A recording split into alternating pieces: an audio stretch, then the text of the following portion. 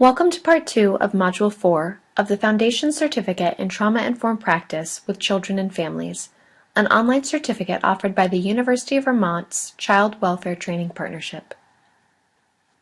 Part 2 of this module covers the topic of the impact of adversity and health promotion on child and adolescent brain development based on course material developed by Dr. Jim Hudziak, MD, and Dr. Matt Albag, PhD, at the Vermont Center for Children, Youth, and Families.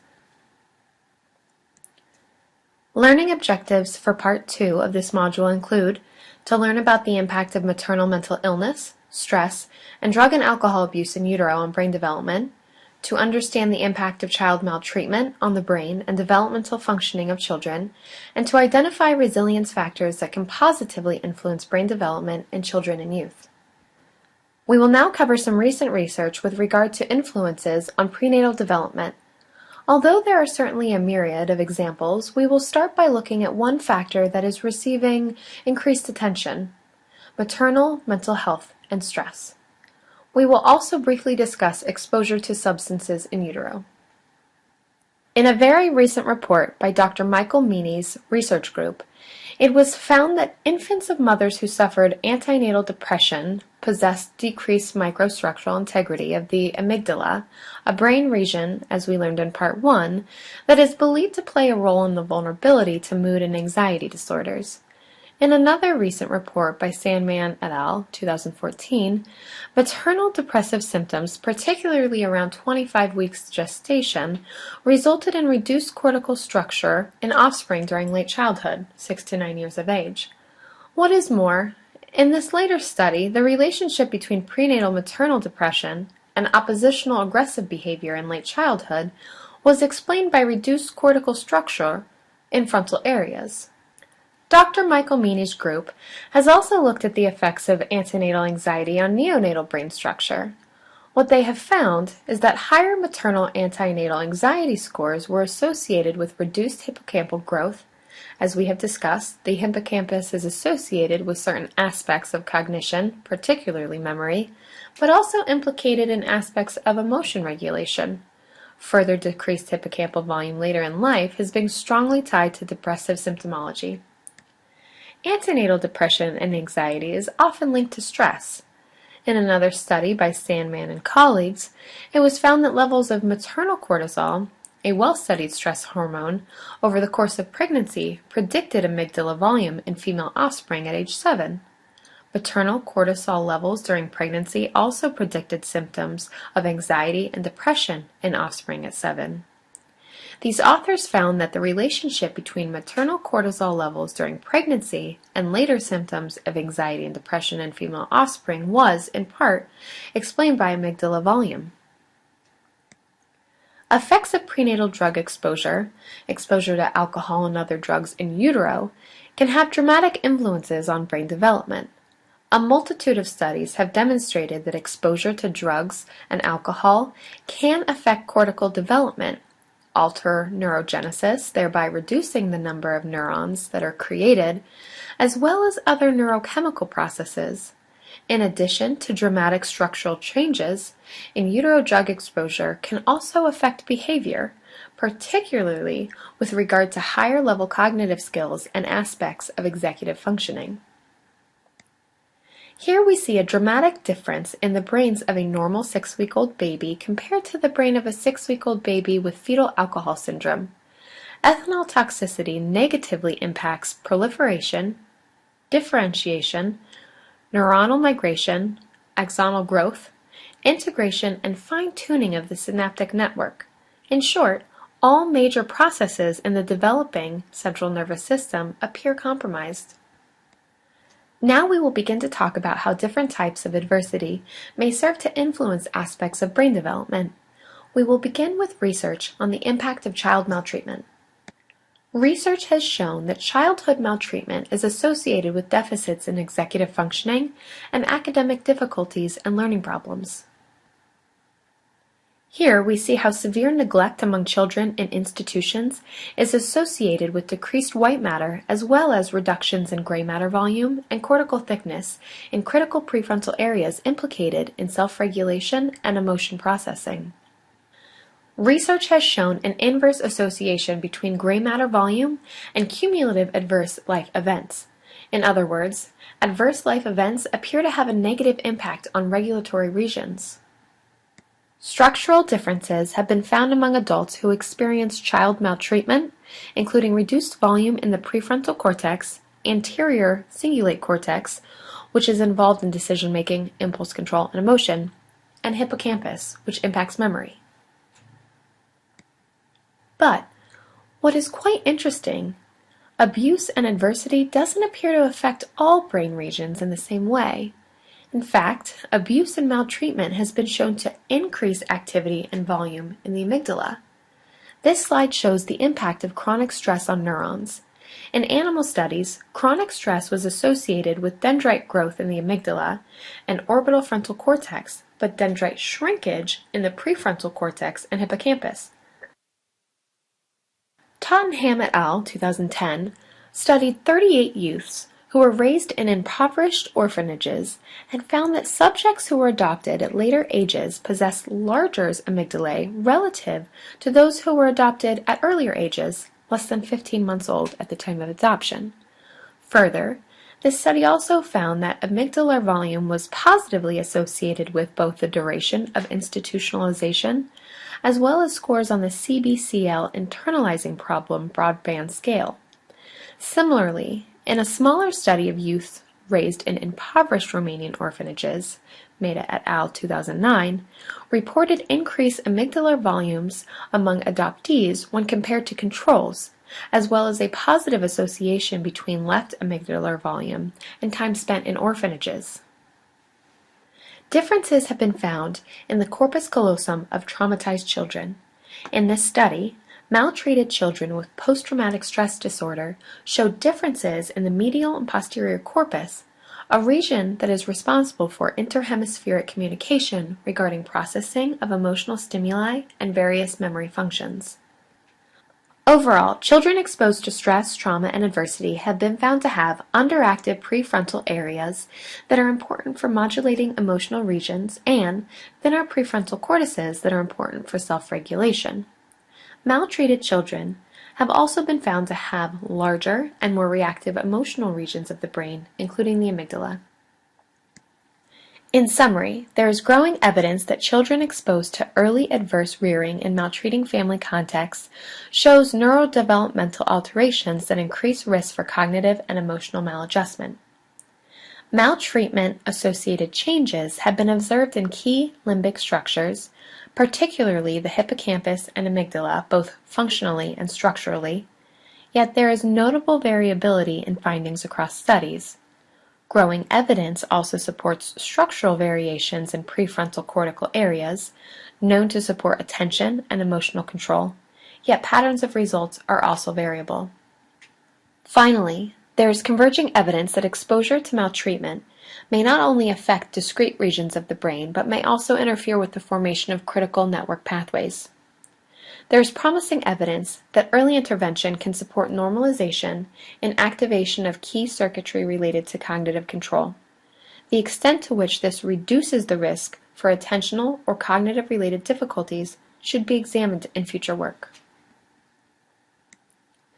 We have been talking about how adverse events, abuse, and maltreatment can serve to affect the brain. Is there evidence for health-promoting activities affecting brain structure and function?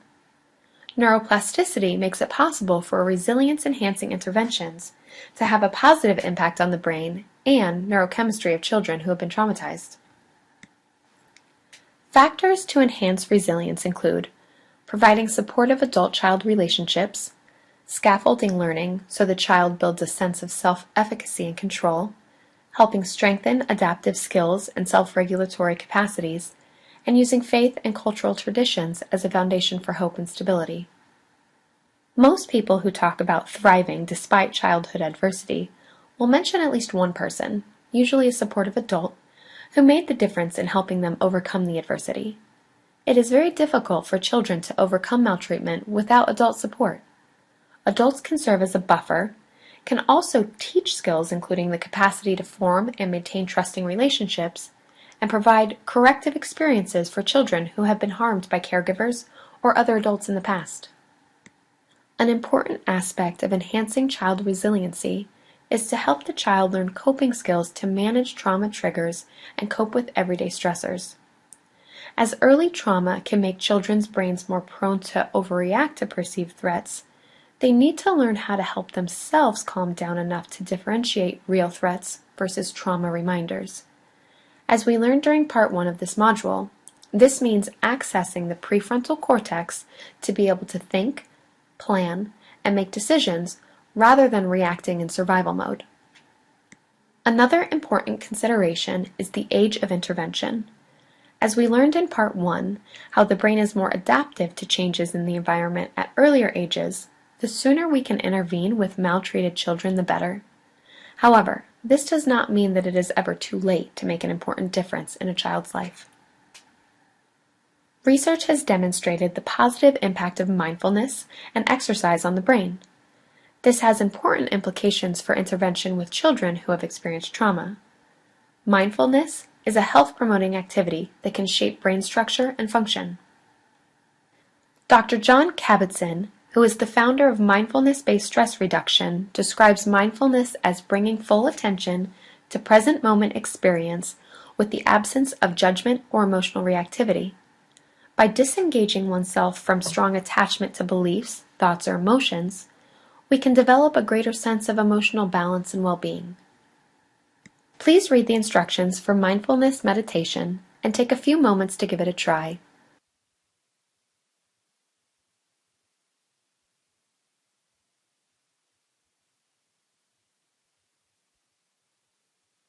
Note that the overarching goal is to bring your attention to certain aspects of your senses, the sounds of your breath, a bodily sensation, taste, etc. And if you notice your mind beginning to chatter or pull you into the past or into the future, to observe this chatter as an impermanent mind events that come and go, and try to bring your focus back to the present, back to the object of observation. There is emerging evidence that two functional brain networks are particularly relevant with regard to mindfulness. On the one hand, we have the talk positive network that becomes active when we are actively engaging our environment. As the name might lead you to believe, when we are engaged in tasks, activity increases in this network. Note that this network includes sensory and motor cortices. On the other hand, we have the default mode network, which becomes active when our minds are at rest and not actively engaged, focused on our surroundings. We can think of the default mode network as being central to mind wandering and mental time travel, thinking about things that had happened in the past as well as things that might happen in the future. Further, there is growing evidence that DMN may play a particular role in certain aspects of mood and anxiety symptomology. Keep in mind that, central to depression and anxiety, are feeling badly about things that have happened in our past or feeling worried about things that might happen in the future. There is also evidence that DMN might play a role in negative self-referential thoughts, i.e., negative thoughts about how you may look or sound, or how you may have been perceived by someone else, etc. This slide shows the reciprocal nature of these two functional brain networks. As one network becomes active, the other becomes less active, and vice versa. This help explains why, when we are intently focused on a particular task or activity, our brains tend to wander less. Conversely, if our brains are doing a lot of mind wandering, we tend not to do tasks all that well. The following slides show some findings from recent neuroimaging research on mindfulness. There is some evidence to suggest that the reduction of stress associated with mindfulness affects amygdala structure. In particular, people with a mindful disposition have reduced amygdala volumes. Similarly, changes in perceived stress after 8 weeks of mindfulness training was associated with decreases in amygdala volume. There is also evidence from imaging research that mindfulness intervention is associated with increased activations in prefrontal regions and decreased amygdala activation during the perception of negatively balanced pictures. In line with what we have already discussed, this slide displays results from another fMRI study of mindfulness. In this study, it is revealed that mindful breathing results in reduced DMN activity when compared to sitting alone with one's thoughts. In short, mindfulness practice appears to be related to engagement of the task-positive network and reduced activity in the default mode network, as well as limbic regions that are anatomically connected with portions of the DMN. Although further research is needed, there is reason to believe that this may be protective in both preventing and mitigating aspects of stress. Lastly, we will talk about exercise as a health-promoting factor in brain structure and function. Perhaps some of the most exciting neuroscience research coming out today is looking at the brain and behavioral benefits of exercise. There is extensive literature suggesting that exercise behavior plays a protective role with regard to the development of psychopathology. There has been an explosion of research in the last several years suggesting that exercise may not only be beneficial in mitigating symptoms of anxiety and depression, but also may help to improve ADHD symptomology. Exercise not only has positive impacts on behavior, but also cognition. This slide outlines the debate between getting rid of physical education requirements in schools. The belief that, by getting rid of PE requirements, students will have more time to study for standardized tests, thereby improving their scores. Although that is the assumption, data tells a different story. This slide shows a scatter plot of aerobic capacity versus IQ. The data shows positive correlations between aerobic capacity and both math and reading achievement. What implications does this have regarding the importance of physical education for our children? There are indeed impressive effect sizes with regard to exercise's effect on aspects of cognition, particularly aspects of what we call executive functioning that include working memory, planning, and multitasking. So, what parts of the brain appear to be most affected by exercise? The hippocampus, in particular, appears to be heavily influenced by exercise behavior. Erickson et al. 2011 is a landmark study on the effects of exercise on brain and behavior in humans. It is important to note that engaging in an exercise regimen appears to selectively affect hippocampus, and that these changes paralleled improvements in certain aspects of memory. Functional imaging studies have demonstrated that exercise is associated with increased perfusion, or blood flow to the hippocampi. Finally, we see further evidence that physical exercise has a positive impact on the brain and cognitive health of children. This study showed greater white matter integrity in children who were aerobically fit. Exercise can be an important resilience-enhancing intervention for children who have experienced trauma. To summarize, we have learned about numerous environmental factors, including prenatal exposure to stress and drugs and alcohol, and postnatal abuse and neglect, that have been shown to negatively impact brain development and child well-being and functioning. While the first 3 years of life represent a critical period for brain development and skill acquisition across multiple developmental domains, research has shown that resilience-enhancing activities, such as mindfulness-based stress reduction and exercise, can have positive effects on the brain even later in life. Caring, supportive relationships can also make a big difference for children who have been exposed to trauma and adversity. Understanding how stress and maltreatment can alter the brains of children and impact their behavior and functioning is critical to being able to help them start to feel safe again and to overcome the negative impacts of trauma.